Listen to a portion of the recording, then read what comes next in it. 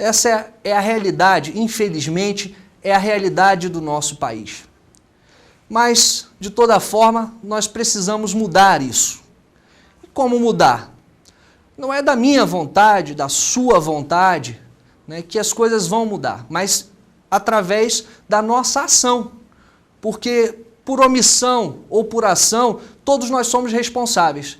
E é melhor que nós tenhamos uma ação transformadora, uma ação efetiva, do que ficar esperando que outros venham a fazer a mudança por nós. Por isso que esse dispositivo que nós temos agora de fazer a formação política, né, justamente para que a gente possa levar a formação política, para que a gente possa preparar a nossa militância para a ação. Como eu ressaltei bastante na semana passada, na apresentação da Universidade Aberta, nós precisamos ação.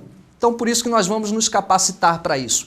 Pense um pouco sobre essas contradições que a gente tem no Brasil e, para quem está acostumado, né, nós, enquanto militantes da esquerda brasileira, sabemos fazer muito bem essa análise. A realidade brasileira se caracteriza pelo apartheid social. O que é apartheid, né?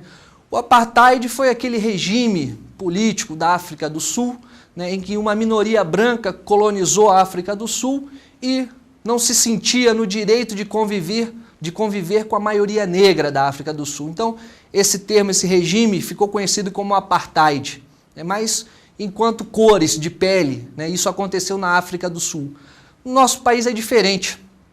Acontece enquanto aqueles que têm acesso aos bens de consumo, que têm acesso, né, ao capital, e aqueles que não têm nada, aqueles despossuídos. Uma pessoa certa vez me falou muito bem que o nosso país ele é dividido entre cidadãos que são plenos de direitos, têm deveres, né, gozam, né, das benesses do Estado, e do outro lado a grande maioria são habitantes do nosso país, meros habitantes. Não tem direito a uma educação de qualidade, não tem direito à segurança, não tem direito à saúde pública, entre outras coisas que o Estado por si deveria fornecer ao povo brasileiro. E é justamente o objetivo do Estado, o bem coletivo, o bem comum. E que não funciona para uma pequena parcela da nossa população. Somos mais de 186 milhões, né, de brasileiros e, no entanto, apenas 20 milhões, né, podem ser considerados aí enquanto cidadãos plenos de direito que podem usufruir daquilo que é necessário para uma boa sobrevivência. E, do outro lado, mais de 160 milhões de brasileiros acabam vivendo em condições, né, muito precárias e muitas vezes em torno de 50 milhões de brasileiros vivem em condições completamente indignas.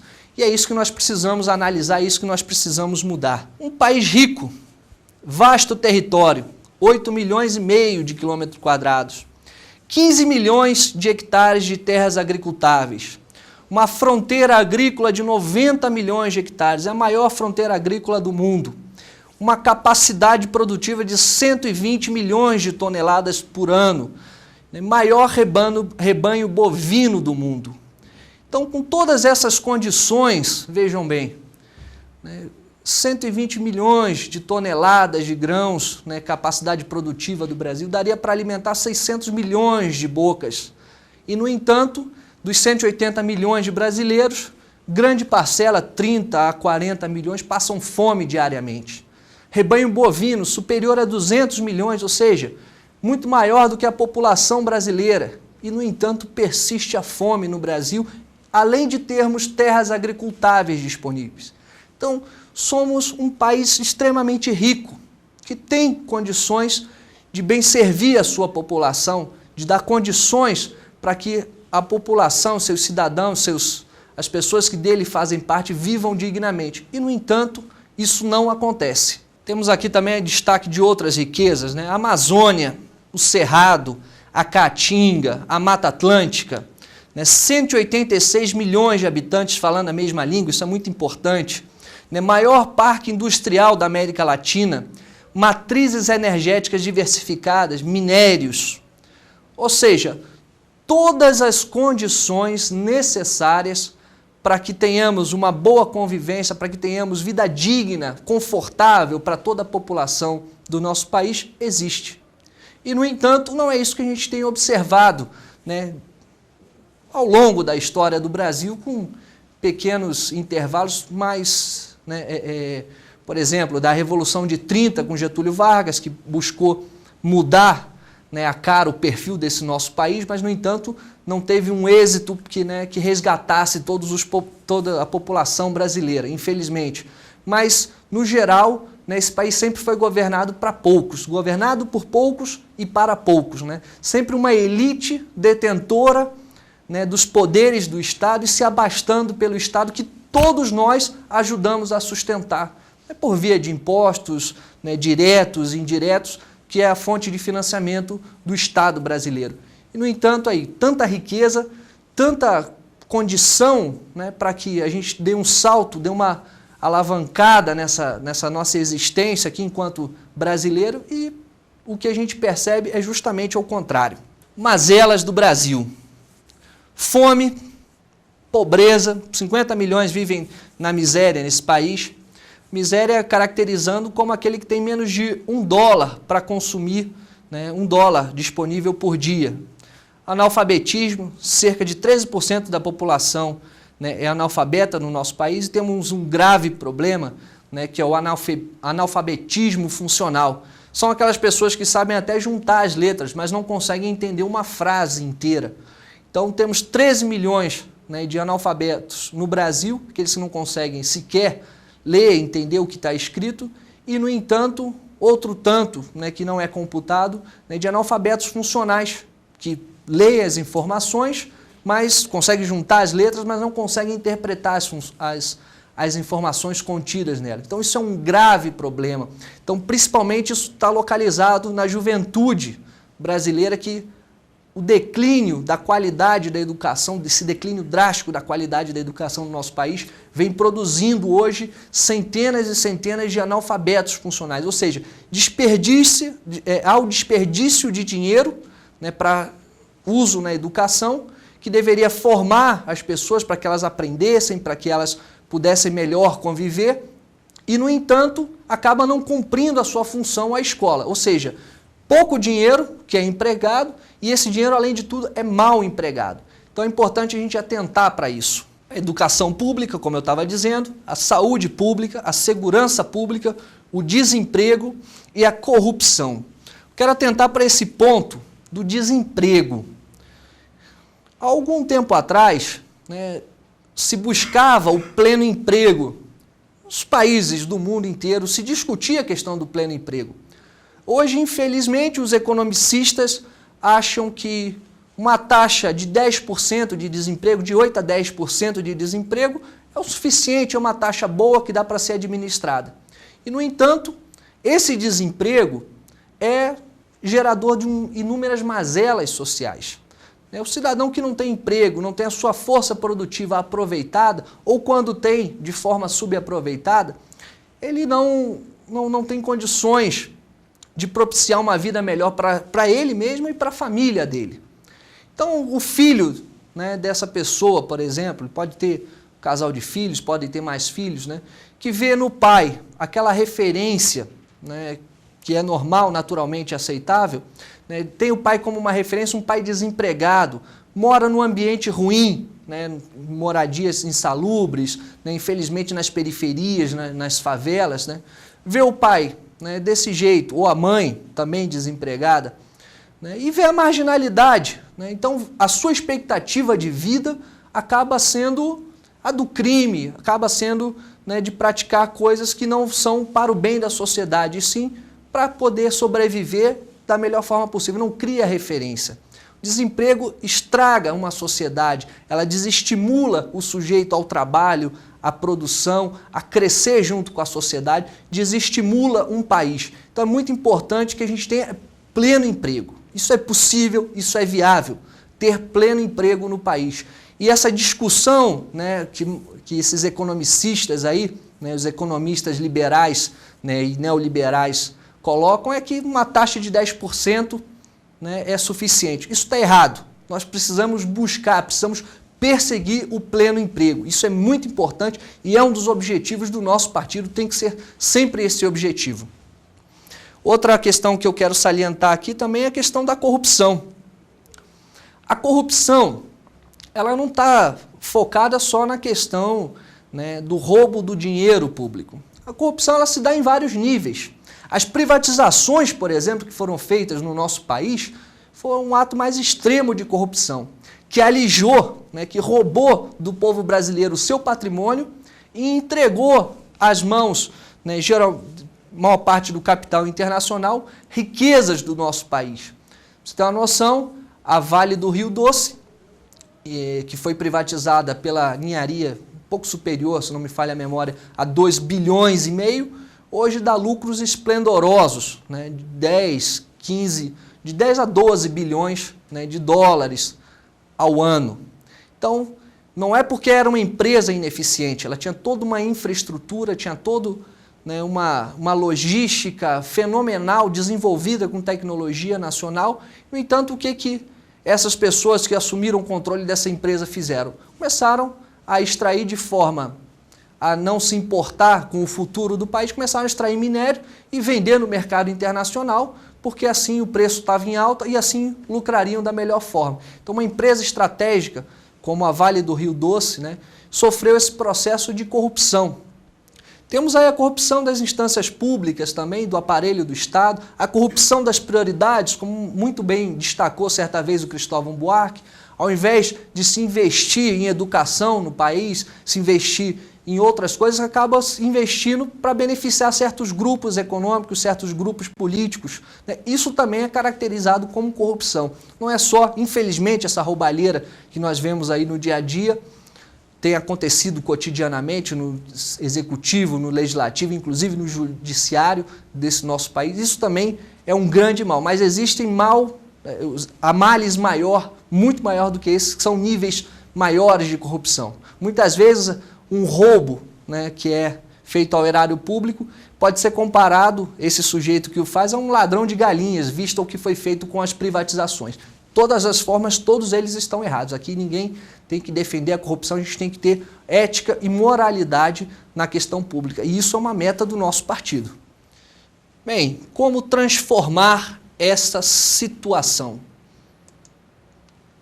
Não conquistaremos o Brasil que necessitamos sem que participemos politicamente na organização e mobilização da luta pelos nossos anseios e reivindicações. Bem, gente, não dá para a gente ficar de braços cruzados esperando que as coisas aconteçam. É a nossa ação política que vai transformar a situação. Não podemos esperar a boa vontade alheia, a boa vontade de terceiros. Não tem como esperar que um governante vá fazer pelo país tudo aquilo que nós achamos que é necessário. É um pensamento meio que cristalizado na população brasileira. Agora eu estava vindo aqui para os estúdios, estava conversando, né, com o motorista de táxi que nos trouxe até aqui e, né, um senhor com aparentemente cerca de uns 60, 70 anos de idade, nos dizendo justamente esse senso comum, né, de que um grande governante, alguém vai fazer alguma coisa pelo país. E ficar esperando, cansa. Então, é a nossa organização, é a nossa militância política, bem feita, bem organizada, é que vai transformar a situação, ok? Justamente isso que eu estava falando. A mudança de que necessitamos passa pela participação política consciente de cada pessoa indignada com esta situação. Você veja bem, pessoa indignada. Hoje o brasileiro, por si, ele é indignado. Agora, ele não precisa necessariamente ser um militante do PDT para fazer uma mudança. Nós temos que atingir essas pessoas. Aí é que está a nossa formação, aí é que está a nossa ação política. E essas pessoas não é um conceito genérico, não é um conceito vago, não. Pode ser o seu vizinho. As pessoas da sua casa, que não são do partido, podem ser pessoas do seu convívio no trabalho, na escola, um professor, ou qualquer outro, na fila do banco. Qualquer lugar você encontra as pessoas indignadas. E o papel do militante esclarecido é justamente esse. Conversar com essas pessoas, ajudar elas a fortalecerem suas convicções, mas pensar de forma adequada, estruturar o seu raciocínio, enxergar o que verdadeiramente é o mal que lhe causa. Então, às vezes, as pessoas veem de forma muito restrita. Às vezes, as pessoas não percebem que o mal maior que está ali causando não é o problema localizado no seu município. É um mal que vem da estrutura do nosso país. Né? O desemprego, por exemplo, né, não é uma questão localizada no nosso país, é uma questão genérica. Então, o papel do militante é trabalhar com essas pessoas indignadas também, ser indignado, manter-se indignado para realizar as transformações e necessariamente ampliar essa discussão, ampliar esse leque de pessoas que venham apoiar a nossa causa, que é uma causa muito importante e já mostrou ao longo da história que tem a solução para o nosso país. E cada vez a gente fica mais convicto. Passou esse vento neoliberal aí, que fez, na verdade, foi um verdadeiro tsunami, né, que devastou a economia do nosso país, jogou o nosso país nas mãos dos banqueiros do capital internacional. E hoje nós vemos que a realidade do nosso país, ela tem muito a ver com aquilo que a gente propõe.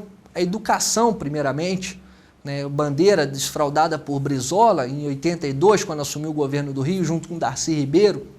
Né, e, infelizmente, agora, né, 20 anos depois, né, quantas gerações já se perderam? 20 anos depois, né, se discute nesse país escola, qualidade da educação, escola de tempo integral. Você vê elementos da direita, né, já estão falando em escola de tempo integral, né? E é bom também, vou até frisar isso, escola integral é uma coisa, educação integral é outra, são duas coisas distintas. O que a gente luta, o que o PDT luta, não é pela escola de tempo integral, botar lá um prédio bonito e deixar as crianças lá o dia inteiro, não. É educação integral, é educação complexa. Mais à frente a gente vai ver esse tema aqui, dentro da Universidade Aberta Leonel Brizola, vamos distinguir bem essa questão da educação, vamos trabalhar bastante essa questão da educação. Quais são os instrumentos? Se queremos transformar, precisamos de ferramentas, de instrumentos. Temos os movimentos sociais, é uma boa base para se começar. Temos movimento estudantil, movimento sindical, movimento comunitário, associações, ONGs, movimento de negros, mulheres, jovens, direitos humanos, ecológicos, etc, etc, etc. Temos aí vários campos de atuação. Partido político, né, nessa cultura partidária que nós vivemos hoje, as pessoas procuram um partido político para se filiar e para ser candidato. Eu mesmo, quando me filiei ao partido, há 11 anos atrás, as pessoas pensavam assim, nossa, mas você é tão novo, já quer ser candidato? Então esse é o senso comum, que as pessoas entram num partido político para ser candidato. Não é que isso seja errado, não. Muito pelo contrário. As pessoas, né, têm que se habilitarem ao partido, se colocarem à disposição do partido para ser candidato ao que quer que seja. Mas necessariamente a gente tem uma área de atuação que é muito mais importante, efetivamente, que são os movimentos sociais. A transformação da sociedade, ela tem que ser feita da base para o topo, da base para cima. E não é nos parlamentos, não é nos governos estaduais, municipais, no governo federal, que as mudanças vão acontecer. Até porque quando nós chegarmos ao poder, quando o nosso partido galgar os maiores postos da nação, necessariamente a gente vai precisar ter a base social para garantir as reformas. Justamente aquilo que foi proposto em 1964 por João Goulart, nós precisamos da base do movimento social como garantia para que possamos, né, transformar esse nosso país como tanto nós desejamos. Em todos os níveis precisamos dar forma, conteúdo e acumular experiência de luta, forjando movimentos sociais capazes de confrontarem-se com o poder da classe dominante e superá-la. Ok. Bem, a organização do nosso partido, a organização política, a ação do militante nos movimentos sociais, ela tem que visar, sobretudo, a transformação. Movimentos sociais não são aparelhos políticos. Não adianta ficar disputando, né, os aparelhos dos movimentos sociais. Nós precisamos, sim, disputar as mudanças. Por isso que o nosso militante tem que estar engajado nos movimentos sociais, principalmente nos movimentos sociais. Para quê? Para mudar, para levar as propostas que o partido defende, levar a nossa coerência, a nossa linha programática. É uma área de atuação riquíssima, importantíssima para o nosso partido, né, para que nossos militantes também se desenvolvam politicamente. Então é de extrema importância a ação política, a ação militante, né, nos movimentos sociais, de forma bem organizada, de forma estruturada e principalmente com muita coerência. Esse negócio de aparelhismo dos movimentos sociais, nós bem vemos o que tem acontecido com grandes entidades nacionais, grandes sindicatos, o que tem acontecido no nosso país inteiro. Então é importante estarmos atentos para isso. O movimento social é um local de ação política.